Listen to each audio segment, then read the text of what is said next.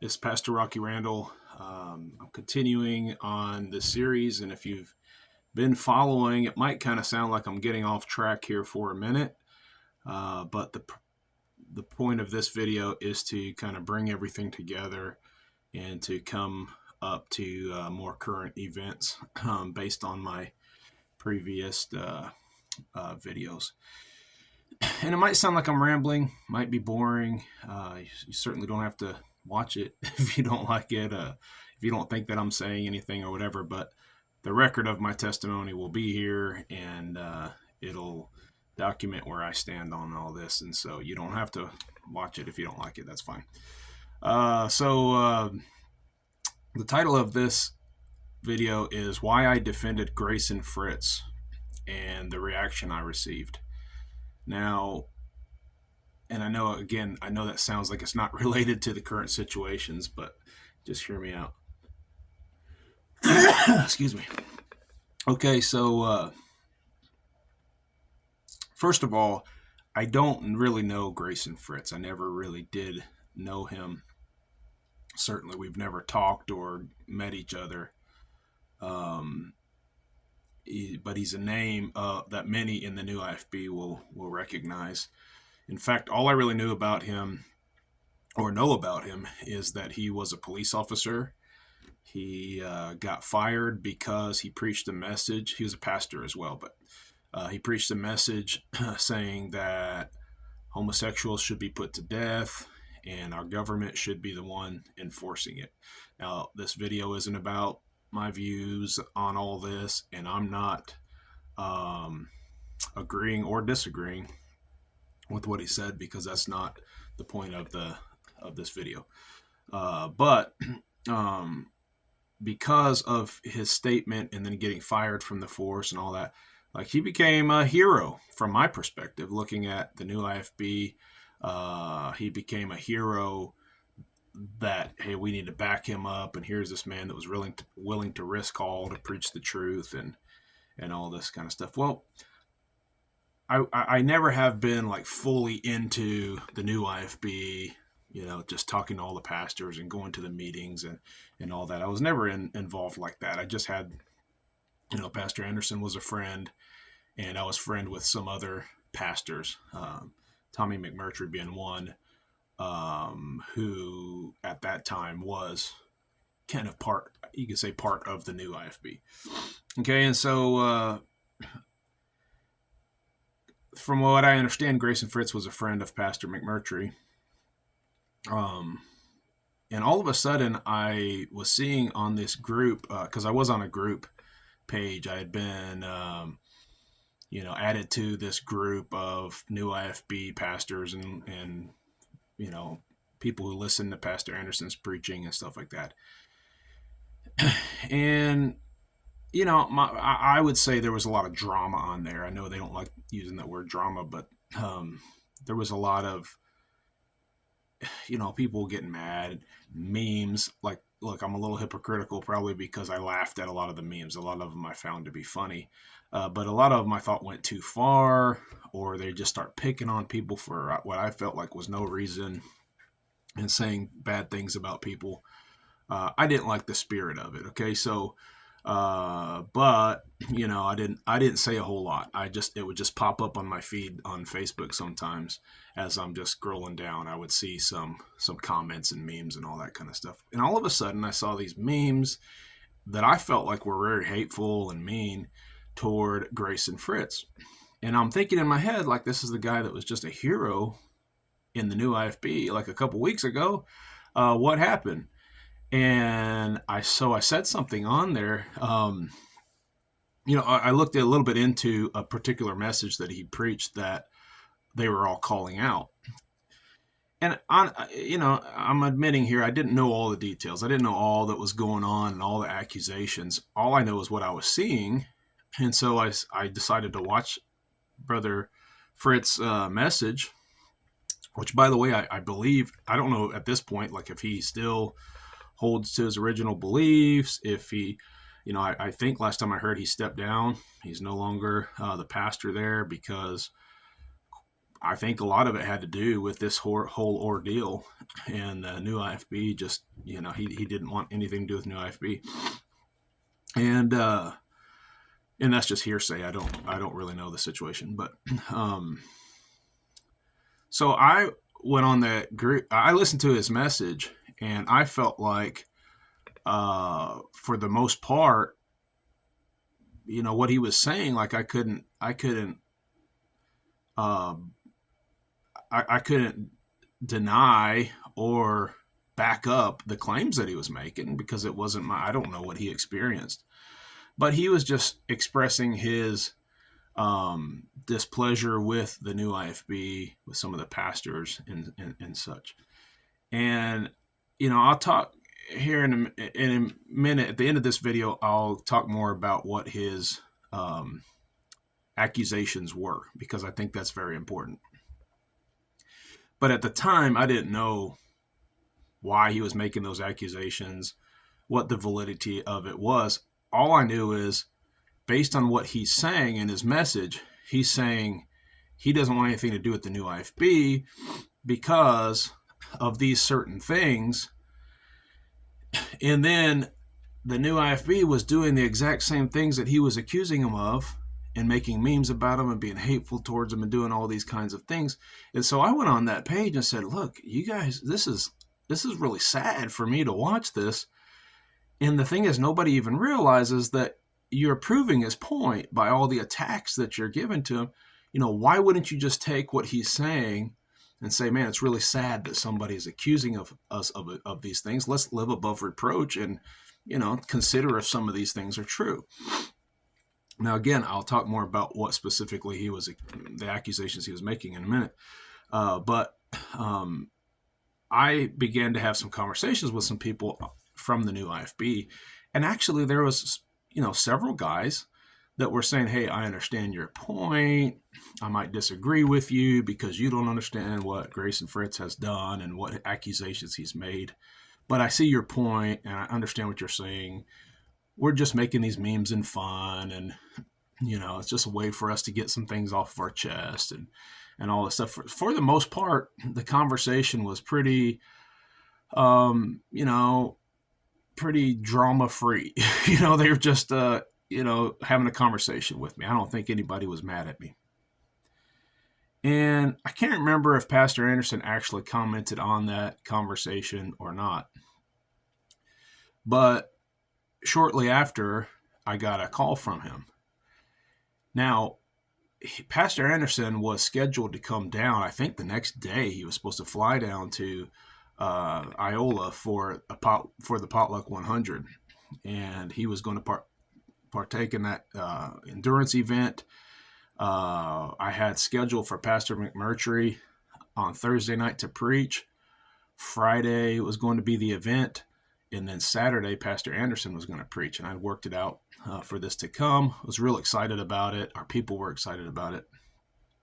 And I had heard that there was a little bit of some accusations, not only about Grayson Fritz, but now they're accusing Tommy McMurtry. And I knew there was a little strife, but as far as I knew, Brother McMurtry was still friends with Pastor Anderson and all that. And so I thought, hey, when they come down to the Potluck 100, it'll kind of show everybody that, hey, they're not, they don't hate each other. Everything is fine. We can be Christian brothers and have disagreements and all that kind of stuff. So anyway, when I got the phone call from Pastor Anderson, I thought, one of two things. Either he's calling to say, hey, shows what I know. I actually thought he might be saying, hey, I agree with what you're saying here on this post, and people are kind of out of control. And maybe he wanted to talk about that.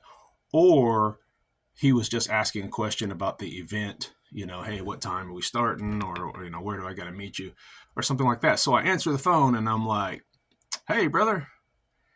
And all of a sudden, this tone, it was like, yeah, I don't think I'm going to come to the Potluck 100. I said, okay, what happened?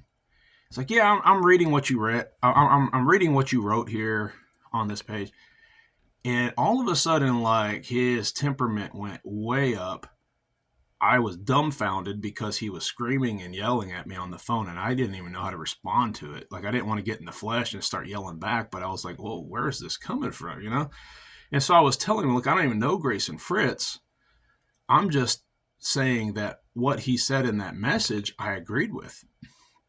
And again, I'll talk to you about the accusations here in a minute, but I wasn't even talking about the accusations. I was just saying, like, his point was, hey, you can't be involved in soul winning and claim to be doing all this great work for God and then be okay with just living wickedly and doing all, being jerks and stuff like that. Again, I'll make some of the accusations. So I was just saying, like, his point is true. You can't be a jerk and then pretend like, oh yeah, I'm doing a great work for the Lord and at least I'm winning souls. And so Pastor Anderson is screaming at me and saying, like, if you like that sermon and you want to take his side, you're no friend of mine. And I think that you're fake. He used that word. I don't know why that's really stuck with me. And I've asked myself, like, what did he see about me that he thinks is fake? And I'm sure a lot of other people have thought that too. Like, oh, you must be fake because, nobody. Here's what I think it is.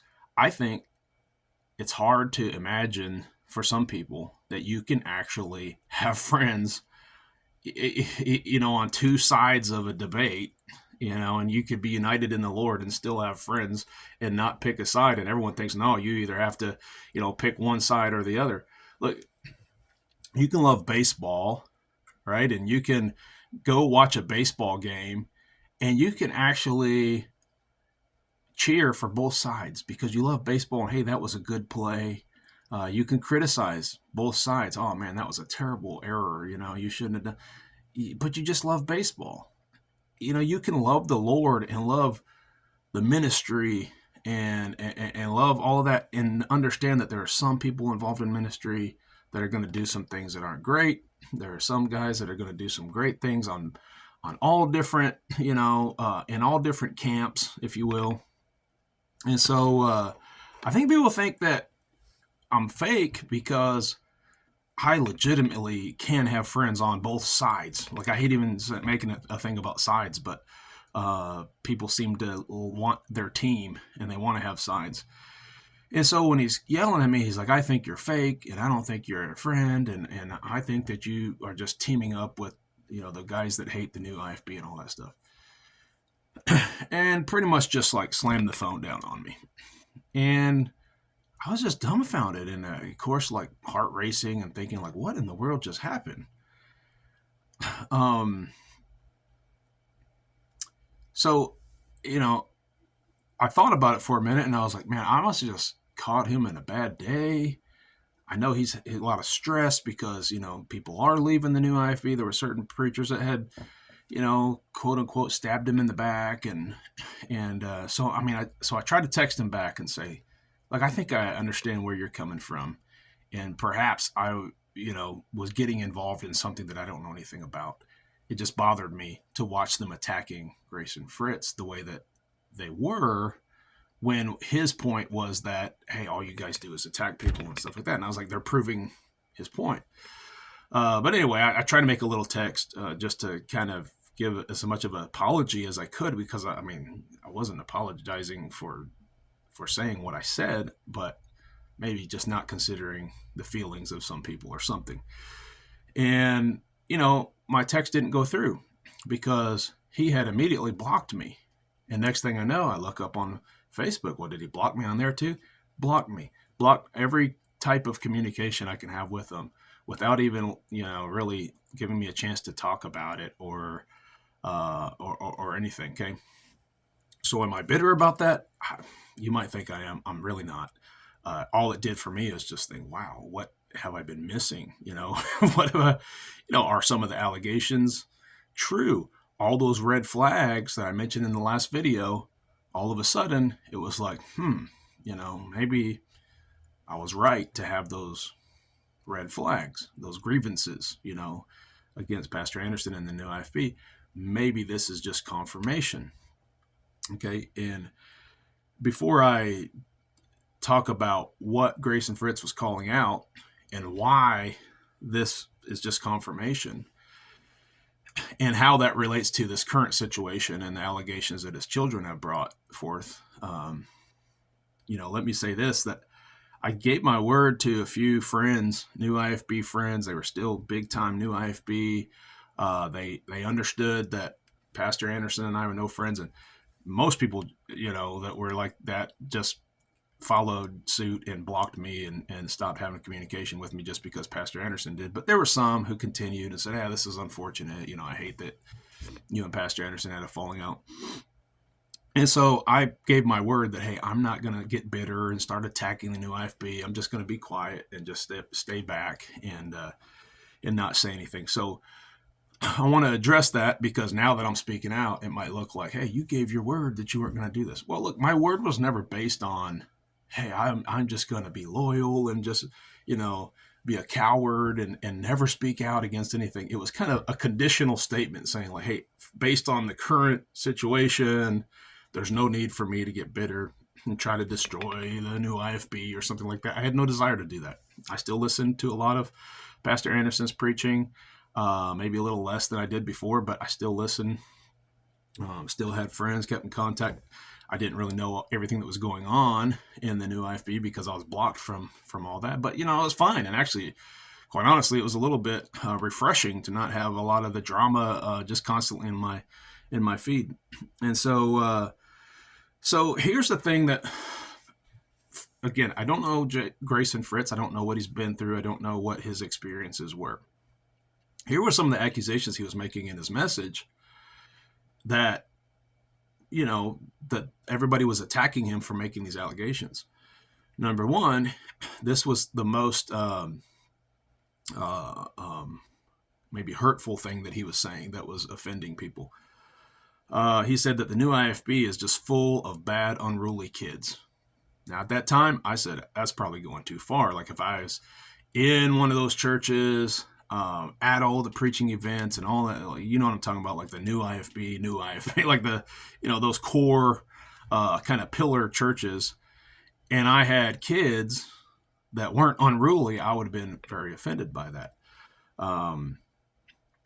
However, there was, around that time, maybe before, I can't quite remember, to be honest, there was a situation which many listen to this will be familiar with, where a bunch of the new IFB kids were in a chat. I don't know if it's WhatsApp or something like that. They were in some kind of a chat group, and it was found out that they were saying just some terrible things that nobody would want their kids to be saying, and certainly they wouldn't want it to be publicized, and especially if they were pastors' kids, the damage that would do to a pastor. And the way that it was dealt with caused a lot of questions and made a lot of people step back and say, hey, we don't like the way this was handled. Another accusation that Grayson Fritz made was that, hey, they love soul winning. That's great. Show up to all the soul winning events, which obviously not all of them do, but a lot of the new IFB, like, that's the foundation. That's what brings a lot of us together, because we love soul winning. We love the gospel. And he says, hey, they love soul winning, but they're jerks. On one hand, they want to, go win people to the Lord and see how many people they got saved. But on the other hand, they're jerks to everybody. And his point was from the passage that says, hey, you should have done the one thing and not left the other thing undone. Soul winning is great, but you also need to not be jerks. I'm in total agreement with that. I think everything we preach as pastors should be geared towards soul winning and holy living. Go out, preach the gospel. Here's how you preach the gospel. Here's why it's important. Here's what the gospel is, and so forth. And then the other thing is, hey, as a Christian coming to this church, like, we go out to evangelize, but when you're in this church, you need to learn how to live holy, and you need to do this, and you need to do that. Now, Pastor Anderson and all the preachers of the new IFB, they do preach that. But what Grayson Fritz was saying is that that's not what he's seeing in their lives. So, one of the other accusations, and I wasn't aware of any specific case where this was, any specifics on this, but he was saying that, there were people who would pray for the death of a spouse so that somebody could be qualified as a pastor. Like, my wife doesn't want to be in the ministry, and so, and I don't know. I don't remember if this was exactly what it was, but somebody would pray for their death. Now, I didn't know the exact situation. I didn't know what he had heard, but for sure, I knew that there are people that were like that, because I've heard people pray for the death of somebody because they're not living for the Lord or whatever. And, there's a time for, quite honestly, there's a time for that, I think. And, but the way that it was being accused is, hey, these guys just, they'll just come across with these crazy, just like, jerky and angry and hateful things. And if you go back to what my red flags were, my grievances that I had with Pastor Anderson and the new IFB, this was fitting all of those things, which I never really spoke up about. And I was always defending Pastor Anderson and the new IFB, but all these things, I was like, well, yeah, I mean, who doesn't see these things? Who doesn't, I wasn't very affiliated, again, with going to the meetings, and I didn't meet the new IFB children. But I will say, after reading and hearing the types of things that they were talking about, maybe I shouldn't have even listened to it. Maybe I shouldn't have even looked into it. But it was like everybody was saying, hey, have you heard this? Did you see that? And so I was curious. That definitely sounded like, a lot of the preacher kids that were involved in this were, not really living the way that they should. Now, do kids say stupid things? Of course. They can get involved in things. They can talk about stupid things. That's what kids do. I understand. But it's a very bad reflection of the new IFB. So how did they deal with it? Okay. This is where I'm going to start tying everything into the recent accusations. I remember Pastor Anderson, I didn't pull up any clips or anything. You can look for it yourself if you don't agree with me. But the accusation was, oh, hey, your kids are unruly. You're not ruling well your house. And Pastor Anderson said, oh, trust me. I beat these kids till they were black and blue because of what they did, something along those lines. I agree with corporal punishment. I think that they should have been spanked. They should have been severely disciplined for, the things that they were saying and doing, and just the stain that they were putting on their parents' ministries and the cause of Christ. But here's my point. First of all, that gives some credence to the fact that when he was upset, he handled it by, beating the children. And you can make the argument, says, hey, the Bible says, if you beat them, they shall not die. And who's to say how much beating is okay beating? I'm not even disputing that.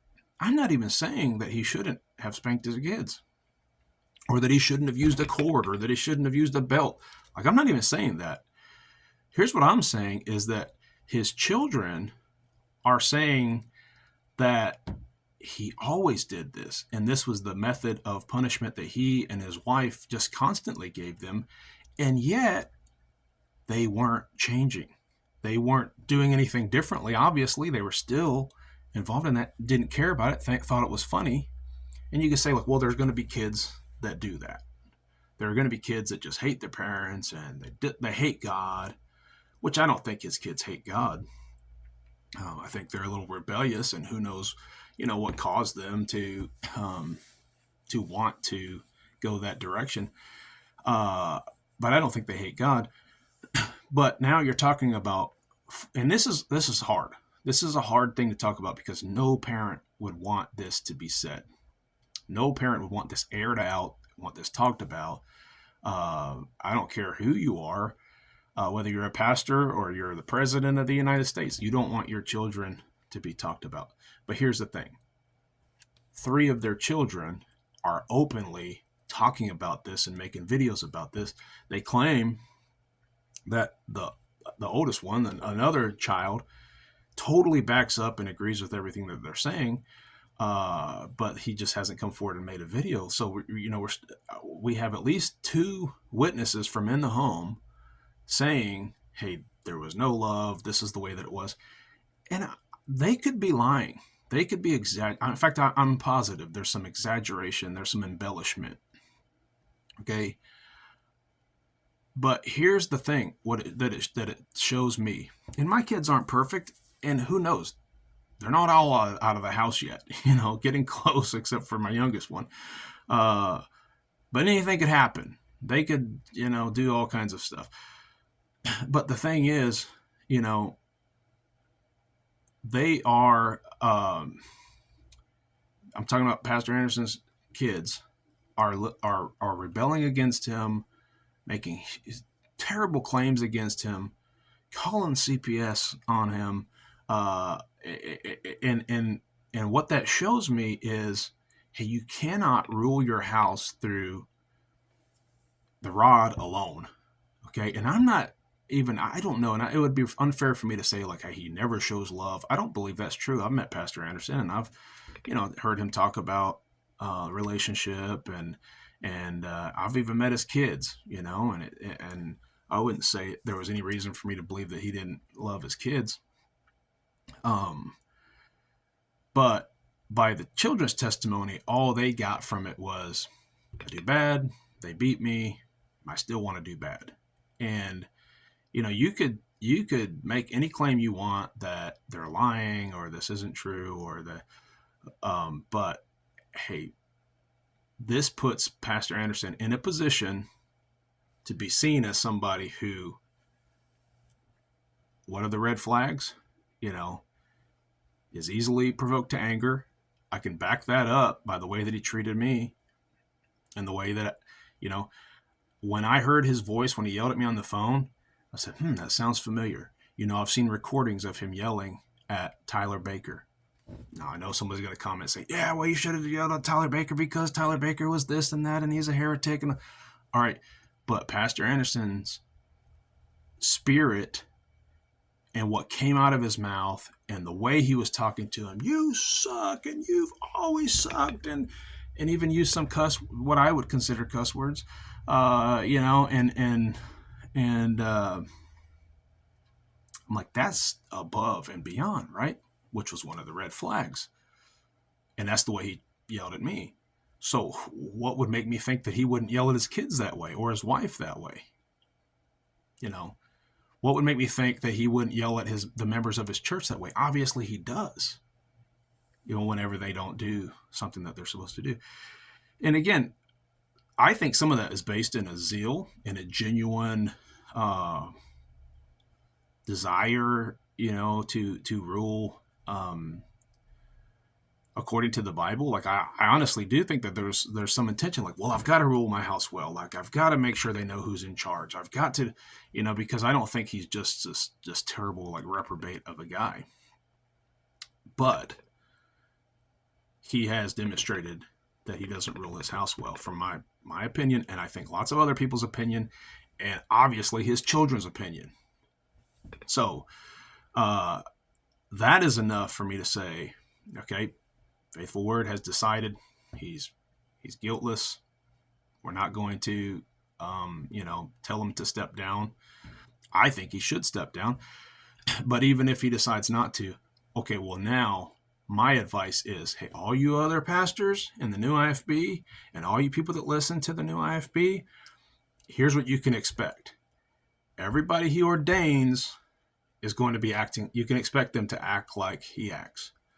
All his faithful members who follow him and will do whatever he tells them to do are going to act exactly like he acts.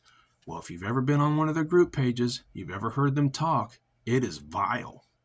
I've seen his wife and other ladies in the group from his church or maybe from other churches, I'm not sure.